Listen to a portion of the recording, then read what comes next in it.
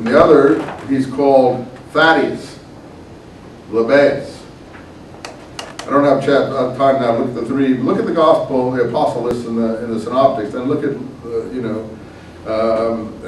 then look at Luke's Zealot and Judas of James. And you realize that James, the son of Alphaeus, is basically really the brother of Jesus, the character called Cleophas.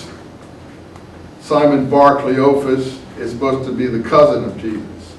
So James, the son of Alphaeus, read Cleophas, that's just a confusion of Aleph and Kappa. Very easy confusion there. Those are garbled materials, but anyway, to make a long story short, I think that the Sicarii represents the actual family of Jesus.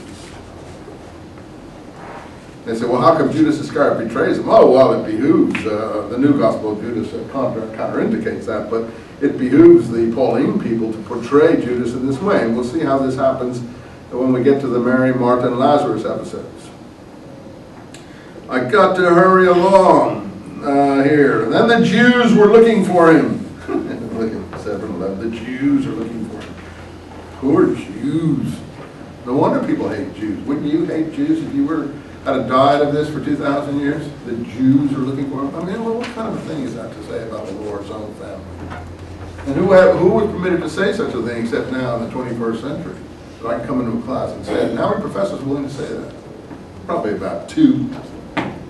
You know. I mean, really, you are a believing Christian. You should be embarrassed by that about your Lord's own, people and family. To act like it's the Jews who are doing all these things, when it's usually the Roman authorities to have moved it over the way Corinthians and Acts does. And the Arab king Aretas were trying to arrest Paul, and then Acts says the Jews were trying to kill Paul. That's how the shift occurs. Who does that? Not Jesus, but the Greek-minded writers, particularly after the troublesome uprisings, that the Jews were considered to be horribly stubborn. Anyway, so the Jews are saying, has not Moses given us the law?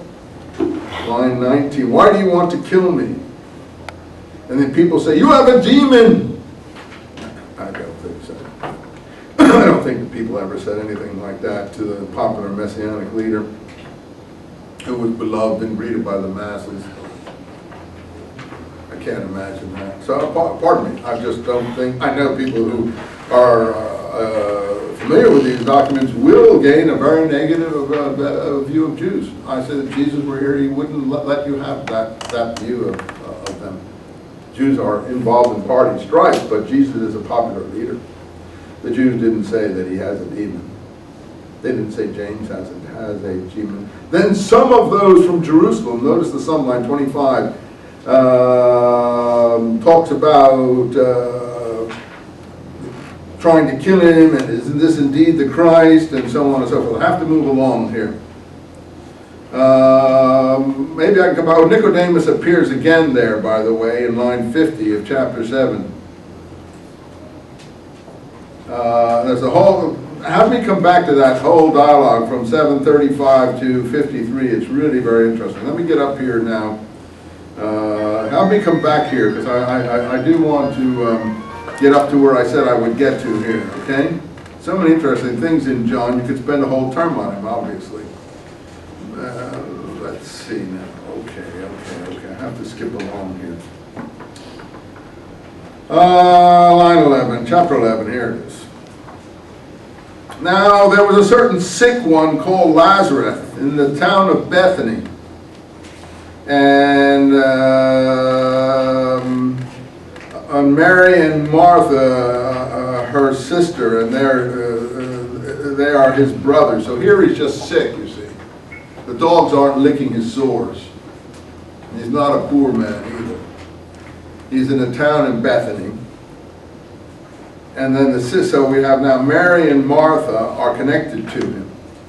So now we're going to get the whole thing about anointing his feet and wiping his feet with their hair.